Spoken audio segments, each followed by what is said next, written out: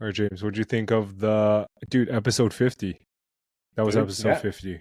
Damn, we're getting through these, eh? That was a big one, yeah.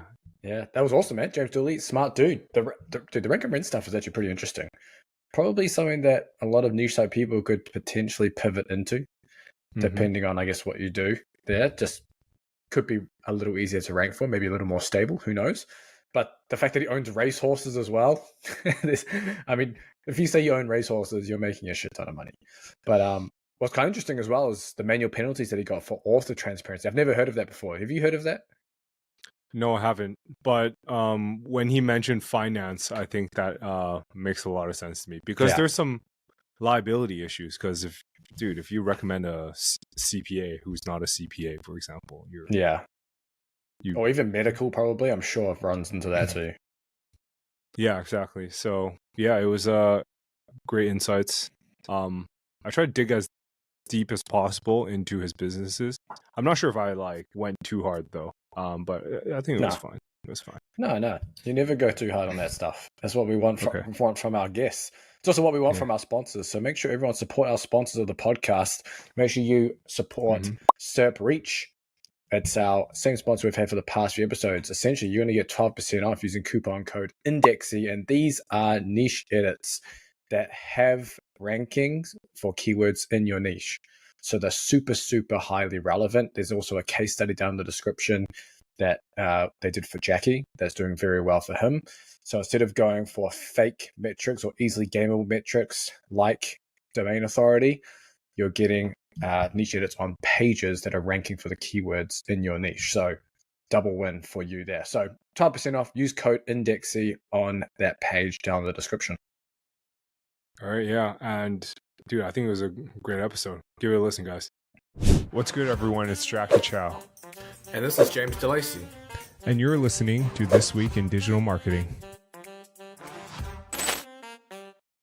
All right, we have the infamous James Dooley on today. When I first started the podcast, I think we had Matt Diggity on the first couple ones, and he's like, we should speak to you. 40-something episodes later, we finally have you on. So why don't you give the audience a quick intro of yourself? But I'm sure everyone's heard of you. I'm James Dooley. I'm a digital landlord, do a lot of rank and rent websites. Basically building websites, ranking them, and then renting them out to clients. That's pretty much. And and how long have you been doing this? In total now for about 12, 13 years. So there's a lot of failures along the way in when we first started out.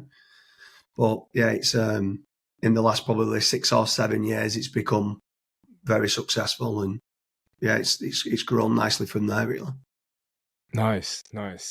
I guess our conversation will have a lot of overlap with Kazra. I'm not sure if you've seen the episode. It did really well on YouTube. But we spoke heavily on rank and rent.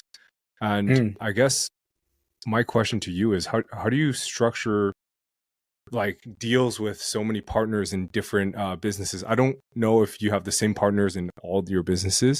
I guess not. Yeah. And how do you structure it? Because I find it hard to have operators, you know? In general, the way it works, we don't, I mean, when I say just rank and rents, we also make money from display advertising and affiliate as well on the websites. But initially we start out by, we'll go on a broad kind of scale of, let's say, plumbing, and then we'll start ranking for plumbing terms. And then what starts to happen is we'll give the leads away for free initially.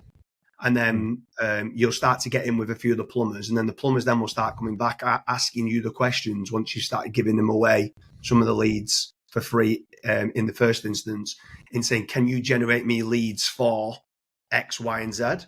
Now, some of the niches or products or services that they ask for, I would not have found using traditional keyword research of SEMrush or Ahrefs and stuff like that. So they come to us saying, the prime example, we do quite a lot in disabled wet rooms. So, and there's a lot, and there's lots of other kind of niches within, let's say, the finance niche as well and stuff like that. But initially, you would not have probably started as being, okay, what's disabled wet rooms? You start with a plumber. The plumber then says that they do shower rooms. Then it moves on then to saying we want to deal more with industrial or commercial clients. and then it moves then into being wet rooms generally are for commercial. And then further down the rabbit hole you come, then you start to realize that actually the keyword kind of volume is still pretty good. But the kind of what each inquiry is worth at that stage is worth probably 5 times more than just the generic plumbing lead. And it's actually easier to rank for as well. So that's kind of how we always go. We go broad, narrow it down, and then kind of there's some industries, like you said, we're in total 800 different, I think 650 different industries. We've got 850 plus paying clients, but we've probably done over 2,000 websites. Maybe 50% of them don't work on a rank and rent model. But then at that point, then we'll turn it into display ads, whether it like is Zoic, Ad5 or Mediavine and stuff like that. That's kind of the model of how it takes. We'll go broad and then narrow it down. Gotcha. And how do you manage so many sites? Do you just have like a massive team? And like, what's the average revenue per site at your scale? So that's a good question. When you first start, maybe some of the clients might only be paying £300, £400, £500 a month to do the rental of the site. But then in time, like prime example, we've got, and we're actually invested in the company now as well, a road markings company, and they're paying in total £18,000 a month. Just now, we've ended up building them 4 or 5 different websites, but we've capped it now at £18,000 a month of what they pay. And it's got to a point now where, because it's in the local industry, there's not that much work we now need to do. We've already built out the topical clusters. We've already done the backlinks and stuff like that. It's just in maintenance mode now. So it might cost us £300-400 a month. And obviously then you're generating 18,000. But in answer to your question, it could be anything from £200 a month initially up to £18,000 a month is the highest. I'd say on average, it's about £5,000-6,000 a month, something like that. How do you decide whether you're going to rent out the site versus sell the leads individually? So when we first start, we give the leads away for free. And then from there, then it moves on to then a pay per lead model. Okay. The issue is with a pay per lead model is that you almost feel like you're employed by the client because they're ringing you up consistently saying, I've just had a lead and it's a fake lead, or I just had a lead and it was my competitor. I've just had a lead and it was Donald Duck. And they're coming back to you back and forth saying, I couldn't get hold of the client. And what starts to happen is they spend more time moaning about let's say 30% of the leads they can't get hold of them or the fake inquiries. They spend more time worrying about the 30% of bad inquiries than the 70% of good. So we get to a model of being normally after 12, 18 months of the client paying, let's say they're paying on average £6,000 a month, like on a back end or pay per lead. We then say to them, no, we'll have a meeting. The sales team, we've got like one of the questions earlier was like, how do you manage so many clients? Yes, we do have a large sales team. So we own a call center as well in Manchester. So I've got a big sales team that deals with the actual clients on a week by week basis. But normally, if they're paying £6,000 a month on average, we'll try to get them over to a rental in paying £5,000 a month, so they feel they're getting some good value out of it. We then know exactly what we're earning on the site to know what we can invest into the site to then start to grow it. And then you've then got a recurring revenue kind of stream that's coming in that it's predictable that then you could grow from there. And that's kind of how the business model works. So how do you decide the incremental increases in rent? So you say you start £4 or £5 or £4-5 a month. When does that start to increase? So in general, I mean, I don't personally deal with the day-to-day, so I've now got a sales team in place, and the sales team, each of them earn 25% of whatever the revenue is of the site. So it's up to them as the sales kind of manager of that website to try and get as much money as they can out of the client. But for long-term kind of consistency and making certain that you're having long-term relationships with the clients, the client needs to make certain that they're getting a return on investment as well. So there's a fine line between keep trying to up the price to being they're happy and we're happy. And once we've probably spent, I mean, on average, it probably costs about £50,000 to fully rank the website, build the site, content, the backlinks, and to get it ranking. And after that, if we can get it to £5,000 a month, we're almost happy because within 12 months, we've got our money back. And then we've just got a recurring revenue model of £5,000 a month. It's a great business model for us. So if they want to keep it at 5,000, even if we are growing it slightly, the sales manager, I'm happy as well. But it's a job. There's different nuances from niche to niche because some might be willing to pay more for more inquiries. Some businesses don't want any more inquiries, believe it or not. They might only want 4 or 5 vans on the road and that's it. So sometimes you're at the limit of what your customer wants themselves because they don't want to grow too big. So we kind of make certain we don't, like in affiliate, you could scale up to 500,000 a month or whatever numbers that you want. And it doesn't really matter because you're not dealing with buying the product in unless you're doing drop shipping and stuff like that. But in lead gen, the customers sometimes they do want to cap it. So for that reason, if we get it to, we kind of say £4,000 to £6,000 a month, and then we're more than happy with that kind of price. Yeah. Man, James, I'm like running into a bit of an issue right now. So what I notice is we have a bit of slightly different business model. Is like we rank for, I don't know, for example, best protein powder, and then we ask protein powder companies to pay us a flat fee to be placed at number 1. Like similar, same direction. Let's just say that. But what starts to happen is we start managing like 30 accounts, all paying like $500 to $5,000 a month, and it's an absolute nightmare. I don't know how you deal with it. It's like everyone's complaining nonstop all the time, and for some reason, the people paying $500 a month complain the most. It's like the worst business model ever for me. I can't deal with people. I guess you're pretty good at delegation then, right? Yeah, I mean, it all comes down to delegation. I mean, I don't deal with any client at all. So I'm not client facing. I used to be, but I'm not at all now. So it's about onboarding the right staff, getting the right systems and processes put in place.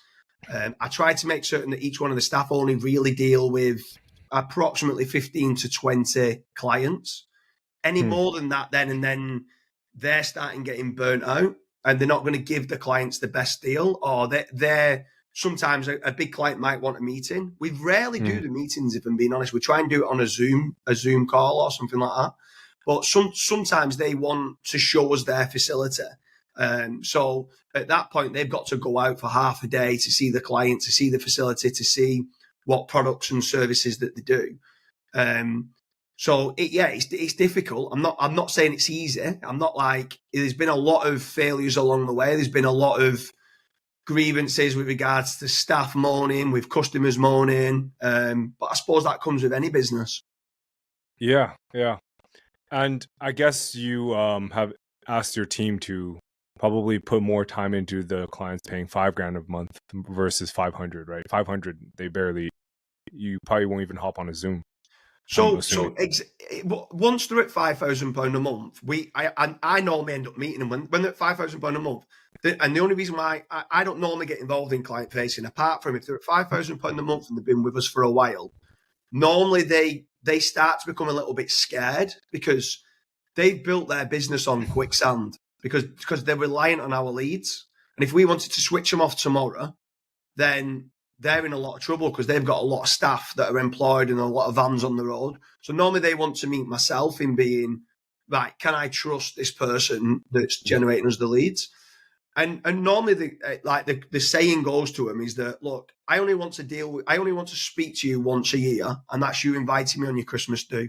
And that's kind of what I say to them. And that's it. And normally at Christmas time, I might go out with some of the staff and have a good time with them, catch up with some of their sales team. They might open certain bits, but normally my kind of account managers will deal with each client.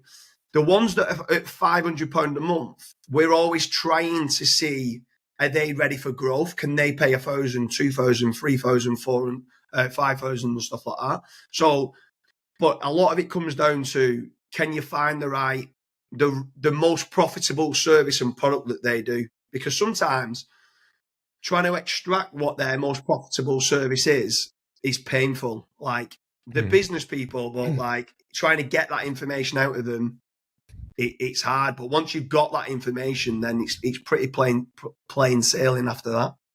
Yeah, gotcha. And earlier you mentioned that your team would invest like up to $50,000 or pounds in ranking a site. I'm guessing it would be something competitive in like a tier 1 UK city. How do you run projections on that? Because there are scenarios where the site just won't rank, right? Like, or do you launch multiple sites that target the same keyword? Generally speaking, if you're going after, let's throw some examples out there. Invoice factoring is quite a big finance kind of industry. It's about £120 pay per click. If you go after invoice factoring in Manchester, that might cost you £80,000-90,000 to rank for it. But some of the others, let's say like accountancy or mortgage brokers in Manchester, that might only cost £30,000-40,000. But generally speaking, even if we couldn't rank for the primary term, there's so many secondary keywords that you can rank for, you're still going to get inquiries that are probably going to earn you £1,000, £2,000, £3,000 a month. And then you're always going to get a site that's going to earn you something, or it's going to earn you display ads. So, but generally speaking, there's times like one of the worst ones that we ever did, and we must have put nearly £200,000 into it, was dental care. So like teeth implants and stuff like that. Could, for some reason, and I don't know why, in the UK, loads of them are willing to travel to Turkey to have a new set of teeth, but they won't go travelling 2 hours down the road down the train station to somewhere else. So I don't know what it was, and the dental practices didn't want to take the inquiries unless it was specifically local within 10 miles of them. So that was one where we just did media buying and just did display ads on it and did like teeth whitening and stuff like that. But and that's going to take maybe 10 years to get our return on investment back. But it's one of them. Not every niche you're going to enter is going to work, but because of the profitability of the ones that when it does work, it's just worth reloading the gun and going again. That's kind of where we're at now. That it's not, we don't overanalyze. We kind of think if we think it's going to work, they've got the financial backing to say, let's just go for it. Now, maybe when I first started out, I probably was a lot more, I don't want to enter that market. It might not work. But nowadays it's like knowing that some of the most random niches make the most money. Sometimes I'm like, who am I to say that that's not going to work? And then some of the most random ones seem to do the best. I see. Yeah. So, I mean, what you mentioned is pretty much saying like your outsized winners, it covers like more than covers the losses and returns. Exactly. Like, yeah. Like massive profits. And then you just keep rolling it in, or so do you just roll all your profits back in like you just keep rolling? All the profits. So like we ended up as well. I invest in it. So I own part-owned Searcheroo. So one of my biggest outgoings was I was spending £45,000 a month on content and links for a lot of these websites. So naturally, I'm thinking that's a massive expense to what we're spending out. So at that point, we was like, I need to buy an agency that does content and links. And I knew Carl Hudson and Tom Phillips pretty well, and we was using Searcheroo. And I mentioned it to Tom Phillips, who was 50% shareholder, and he was more than interested in selling his share. Now, for me, it was an amazing deal because it was just going to save me so much money just on my own stuff, never mind the business growing. It was just going to save that much on that. So we consistently buy in. We own a disavow agency. We own an EEAT agency, but this is mainly for our own stuff. We own Searcheroo, which does content and backlinks. We part own a SaaS product that does AI content and stuff like that. So I'm consistently looking for digital kind of assets and services to see where where naturally we can grow into. And then obviously, Gotcha. I don't know if you know, but I own quite a few racehorses now, so I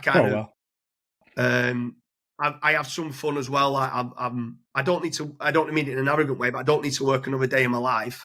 But I just love what I do. I just genuinely love the hustle and the growth and the success. Not for money. And I always thought that I was doing it for freedom. But I've got as much freedom as I want now, but I still go again, if you get what I mean. Yeah. And I feel like I just love networking with people like you guys who are super successful as well. And it's just nice to kind of get out there, network and continuously grow. I think that's what a lot of male, like I'm built to go out and hunt. And I don't think if someone said to me, "It's £1 billion, but you can't hunt anymore," I think I'd be sad. Yeah. I think a lot of people who like retire after they retire, they like lose all purpose in life. They like maybe sit by the beach for like 3 months and then they're like, what the fuck am I doing, right? Yeah. Gotcha. I mean, the racehorse thing is pretty insane. Is that just like purely out of passion, or you? I think I saw that you have like your hands in some gambling businesses too, right? Yeah. So I own a bingo and casino and a sports betting website as well, like affiliate on that front. But the racehorses is not for profit. It's just I mean, don't get me wrong, we've had a lot of success with the racehorses, but it's not something that I would recommend anybody to do from an investment standpoint. It costs a lot of money to train them and feed them and stuff like that. So, but it brings all the family together. I've got 2 older brothers that, in my opinion, from my success has been a lot to do with my 2 older brothers. And the reason why I say that is because when I was younger, I used to play them at sport all the time. And because they was older than me, they used to always beat me.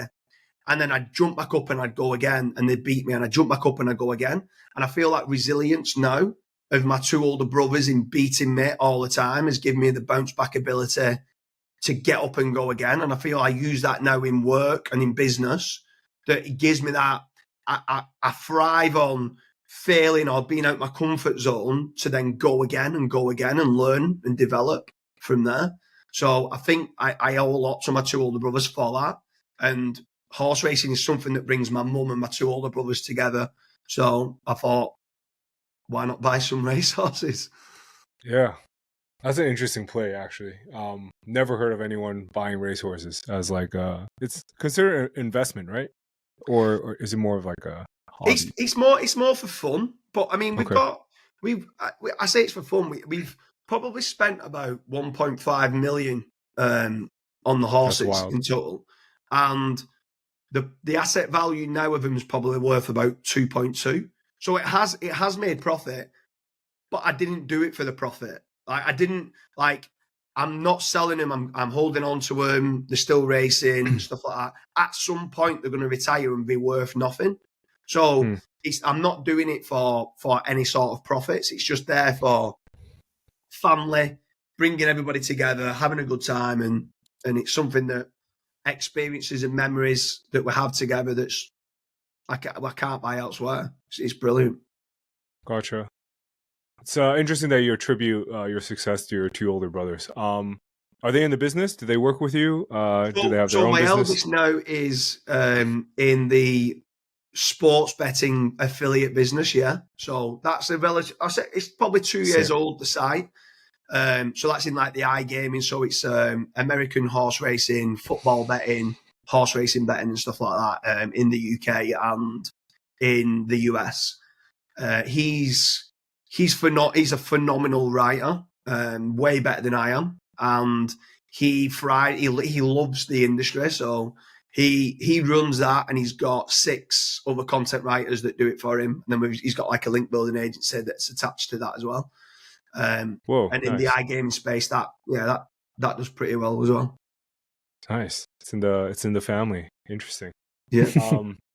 And with all these assets, are you guys building them to kind of hold and cash flow forever, similar to like what Warren Buffett does, or are you guys in it for the exit at the very end?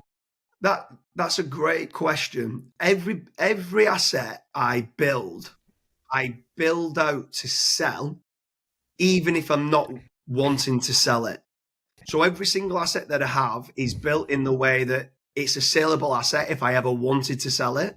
It's its own entity. But at present, why would I sell? And sometimes, and I can ask you this question, why would I sell when someone tells me that the maximum you can get is up to maybe 60 months worth of revenue? Because for what? So like that's 20% yield for someone's buying it at. You tell me any property in real estate where I can make 20% yield. I can't. Like in the UK, maybe yield is 6, 7, 8% interest over a year that you can make on buying a property and renting it out.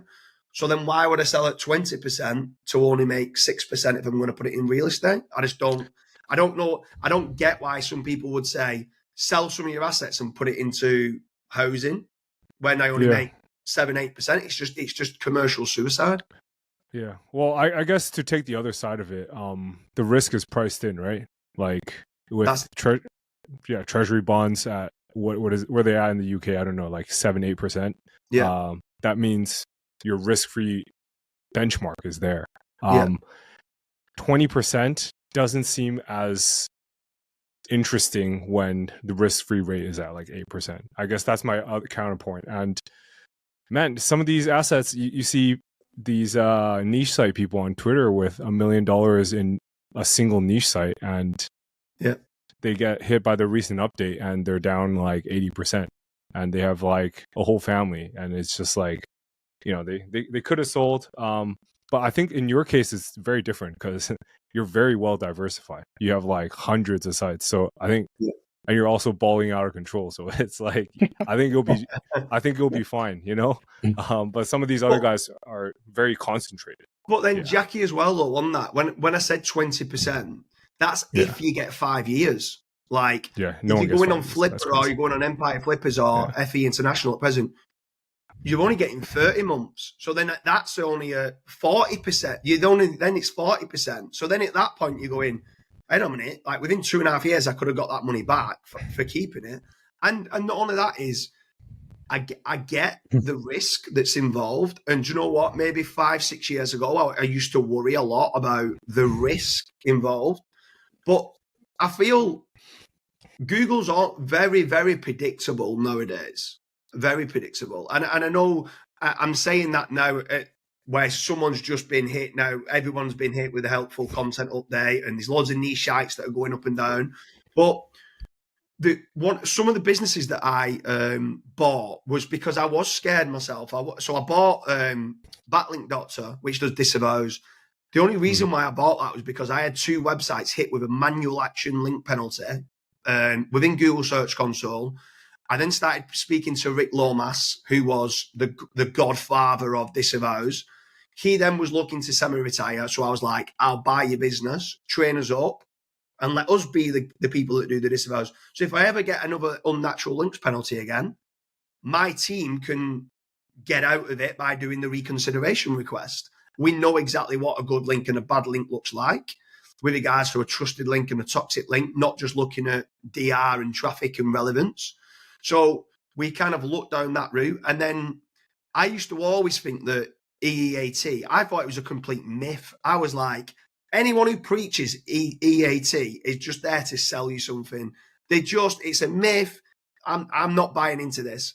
Until I got hit on 3 of my sites last year with, and I don't know if you've ever heard of this, with an author transparency penalty. So it's a manual action penalty within Google Search Console. I can send you through I'll send you the screenshots of it. A manual action penalty in Google Search Console for an author transparency penalty. Now, what's really strange about this is, I've got over 1,000, obviously, different sites, right? And every one of them that got hit was in the finance sector. So I don't know whether it's only in the finance sector that they're doing it, or whether it is broadly it's going to roll out to other industries. But 3 of them in the finance sector, an author transparency penalty. We didn't know who was behind the article. And it was a manual action penalty in Google Search Console. And then that's what then got me to think, I need to make certain I brush up on my EAT. And that's when then I started to go, right, okay, I need to maybe look. Now, I go over the top. I go belt and braces now. I make certain I've got a about us, a meet the team, everything like privacy policy, cookie policy, modern slavery policy, everything I can think of, just to make certain that like they can't come after me to say you're not a real business. And then when you start ticking all the boxes of what they want, is it high risk?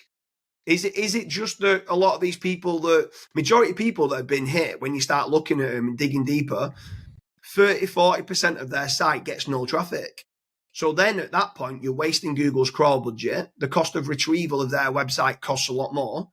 Actually, I'm not going to do this, but somebody should go out there now and create a content pruning agency. That's what they should do. Everyone's obsessed with topical authority and they're scaling shit content. And a lot of this content is wasting Google's crawl budget. And what they've done is to put a benchmark in now saying, if more than 25% of your website is getting no traffic and not ranking, we're going to put a classifier in place. And that's what's happened to a lot of these. I'm not saying all of them, but a lot of these sites have had the classifier hit because they've too much thin content. And you have any thin content on some parts of your site, and it can affect a whole site's rankings. And that's where people have got to be now worried a little bit about AI. Like I embrace AI, but if you're just scaling out ChatGPT to write you a full article, and there's no uniqueness, there's no anything in there that's information gain, well, at some point you're going to tip over the mark of a lot of sites not ranking, and at that point you're going to get hit site wide. So it's not that they're going after AI; it's just they're very clever in the way that they've built the new algorithms now, and the helpful content updates had that release that's come out. So. What are you doing with all your author personas then? Obviously, you have thousands of rank and rants. Are they all personas, or have you got actual people fronting them as authors? So what? At one point, we was like, what we're going to do here? Like, we're going to have to fake faces and fake names and stuff like that. And I was like, do you know what? To fake it that much, it's going to be a ridiculously big task. And not only that is that, I don't know if you've seen that the other month someone got done for rank and rent, and what they were doing, they was faking profiles, but then there was editing in Photoshop, like bank statements and all sorts for the address for like GMVs. You got sued by Google, right? Yeah. Jokes. The companies we work with, we will only start sending them leads if they're willing to put their face on our website. So. And the reason, and what we say to them, the way we kind of sell it to them is, we need to make certain that they know who they're inquiring with, so that when they inquire, and let's say, James, you pick up the phone, they know who you are because you're on the Meet the Team page. So they already know who you are. They already know that you're an expert. You probably already got a Twitter profile. They've probably already got some sort of recognition online that you might have won some awards in that industry because you're the expert at electric gates. Do you know what I mean? And that's what your background is. And it says that you work at this company, but ours is just a trading name of your company, if that makes sense. And that's kind of the road that we go down that way. Is we do tick the boxes for eat with real people because, and it's a message match as well. So they're having a good user experience by us adding them onto our site. So you just registering something like electricgatesmanchester.com, yeah. And then you're having their team on the page, and then their business name on the page as well, because they're not Electric Gates Manchester, etc. They are, whatever their business name is. Yeah, so they could be called James's Gates, right? Yeah, James's Gates Limited. But I want the exact match domain of Electric Gates Manchester. But loads of businesses have got 50, 60, 70 trading names. They might be just called James's Gates, but you could have lots of different trading names. So Electric Gates Manchester is just a trading name of James's Gates. And that's kind of how we do it. We'll put their company registration number on, we'll put their directors on, everything on the site, because we want to do everything we can to look real. We are real. If someone comes and inquires, not only that, is that if someone does legitimately comes and looks at our site, before they inquire, they probably want to know, are these a specialist in what they do? Have they won any awards? Have they got this and have they got that? So it actually improves your conversion rate of your website by having it. And your clients are happy to have it on there, because then there's no like, excuse me, who are you, James's Gates? I inquired with Electric Gates Manchester. Do you get what I mean? It's like, no, yeah, that's one of our websites. And that's all that needs to be done on that. When you got your manual penalty, was it across all your finance sites at once? Or was it like a couple days after, I don't know, Raider Hub visited you, you know? So that's exactly what it was. It was 3 different websites at 3 different times. And that's when then we realized, when we started digging deeper, Raider Hub had hit our site 48 hours before. And they'd come visited the site. They've got like Lion Bridge and Raider Hub. I think there's like 7 or 8 different ones. And the Google quality raters go onto your site. And what was strange as well about it is Raider Hub only hit the site when we jumped onto page 1 in the top 5 rankings for a really big term. I don't know whether this could be completely being made up, but just from the small bit of data of the author transparency penalties that we got, the Raider Hub only hit the site, and we got hit when we only started ranking in the top 5 for a search term that was over 30,000 monthly searches, and it was quite a big keyword that it was ranking for. And I don't know whether there's some kind of, once you start ranking, I think so, for a big keyword, at that point, Raider Hub, come and have a look at the site. We're not happy with it. You're going to get it. So this is where maybe I was a bad SEO and I wasn't ranking for good keywords. Previously, when I didn't believe in EAT, was when I hadn't had Raider Hub hit my site. And it was only when I got the penalty, I was like, shit. And the point is that I then did like an article that I put out there and saying that it's only a problem when it's a problem, and then it's too late. So be reactive, be proactive, not reactive. Yeah.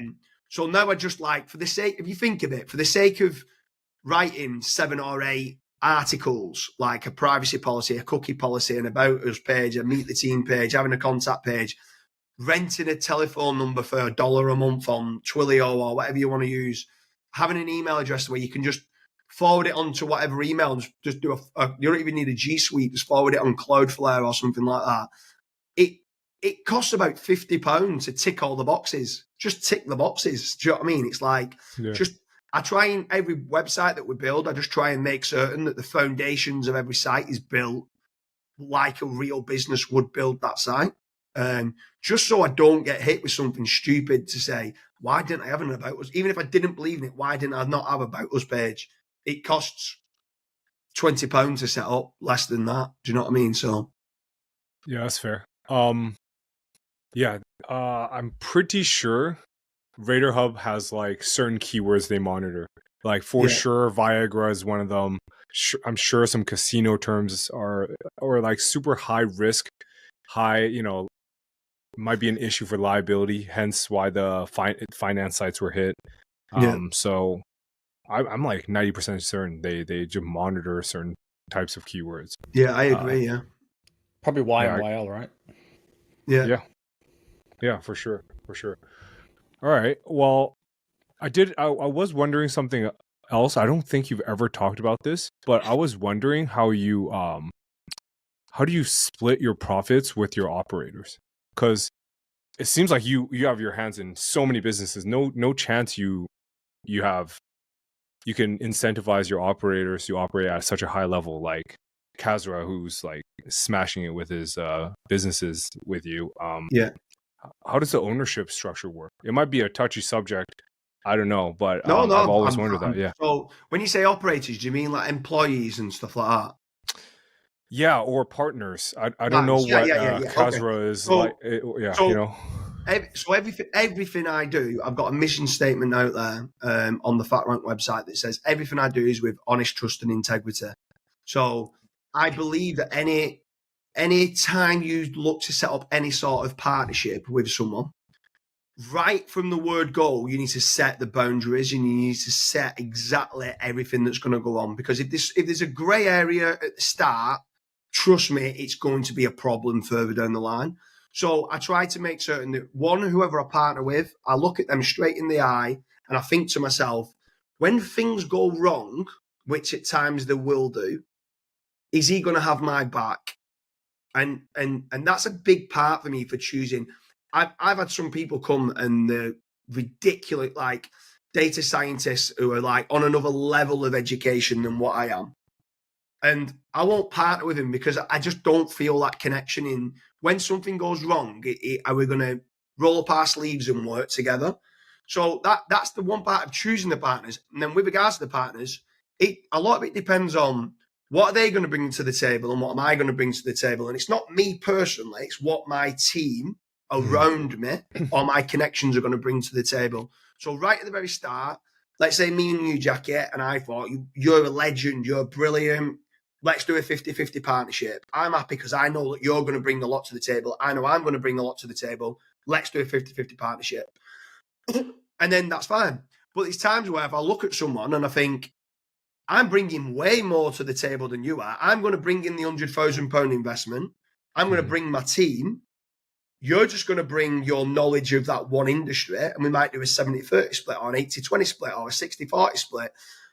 But we just have a genuine, honest discussion at the start to say, what do you think's fair?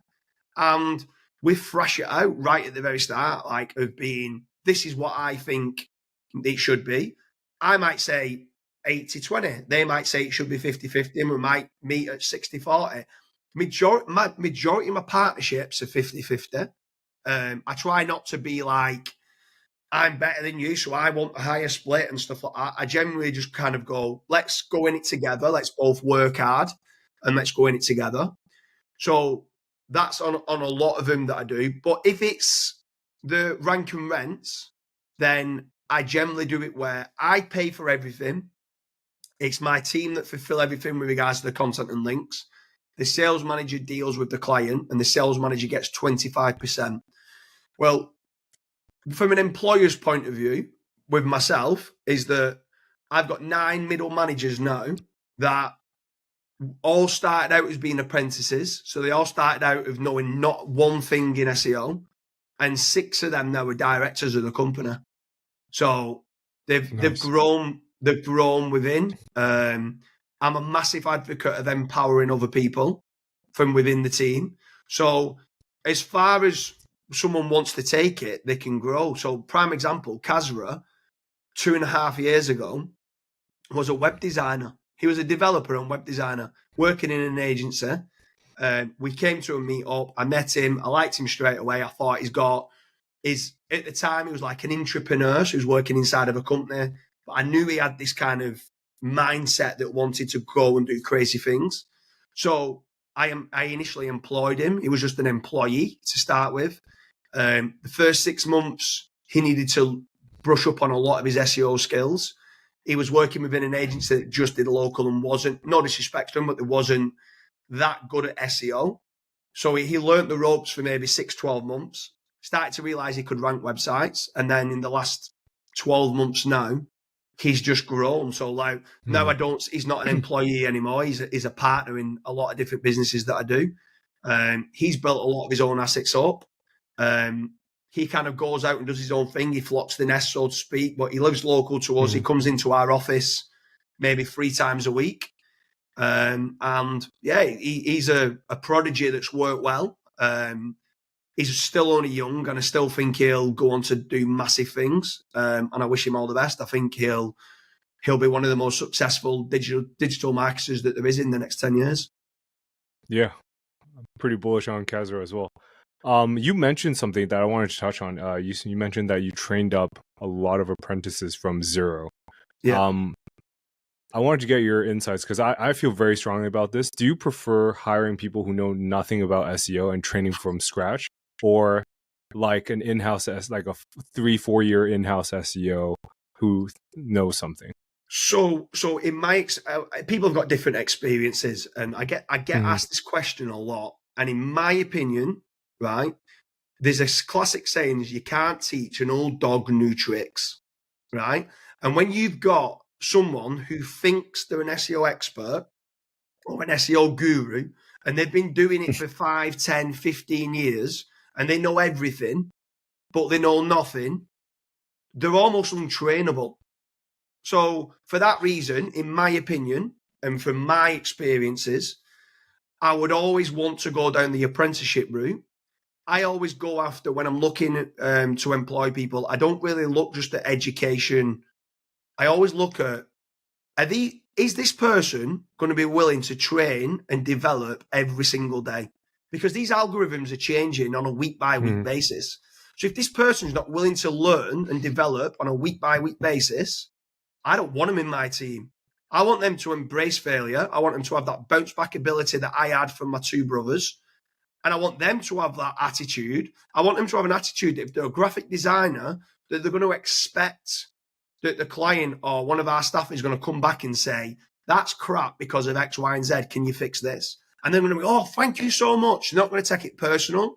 They're going to embrace that feedback and that criticism and embrace it, because then it's going to improve them as being a graphic designer or a videographer or a web designer or whatever it is, a content creation. If they're writing content and their editor says, this wasn't good enough because you didn't get these entities on the page, instead of sulking, you say, thank you very much for educating me on that, and now I'll try not to do that again.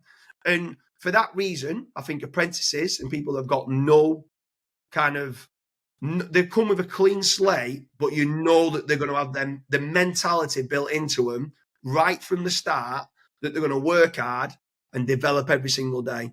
And that's when you get the culture right in the business, that people are wanting to learn and develop and have new things. And the minute an algorithm update comes and you tank on one of your sites, they're like, oh, yes, we've got something new to learn and develop on.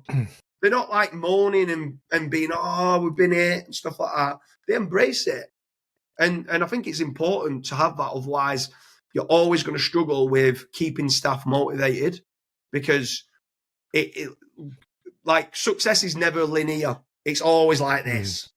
So on the peaks and on the troughs, don't let them get too carried away, but on the troughs, don't let them get too disheartened. And I'd say probably my role now within the company is being a cultural architect. It's just motivating staff, keeping them happy, keep saying well done, and just trying to elevate and educate. Because there's a classic saying in business, and if you don't innovate, you're going to evaporate. And you've consistently got to keep innovating, and you've got to have the right staff that's got that attitude. What's your experiences with regards to staff and employment? Oh, dude, man, you put it way too nicely, man. Fuck hiring SEO managers, man. Fuck those guys. No, I would, probably mostly from zero, or people who have built their own businesses in the past. So like, I'm bullish on acqui-hire. So people who, if you acquire the business and then you hire them, you can probably give them way more work and they'll step up to the challenge. But Matt, I've never been more bearish on in-house SEO managers in my life. They're probably, oh my goodness. Like imagine hiring the head of SEO at Apple. Like how much work have they done in the last 2 years? Probably nothing. Yeah, exactly. Right? Yeah. They can write anything and they'll rank, versus some guy who's, I don't know, out of Southeast Asia making $5,000 a month on their niche site. Man, get me that guy, Yeah, 100%, I'm sick of tired of people moaning and groaning on Twitter. And I think you put it in a very nice and diplomatic way. Hence probably why you're such a good people manager. I'm just not. But we should keep an eye on the time. James, thank you so much for coming on today. It was fun to chat. Great to finally meet you. I know you're going to Chiang Mai. I did my research, but unfortunately I won't be there. Are you going to be in Saigon next year? I'm actually talking in Saigon, and I don't know. So I'm only doing a Q&A. So previously when you spoke about interviews and stuff like that, you would never have seen me up until the last 3 weeks. You would never have seen me on a podcast. You would never see me on an interview. You'd never see me up on stage. I travel the world doing a lot of the masterminds throughout the world. So I kind of very selective with who I speak to and who I mastermind with normally.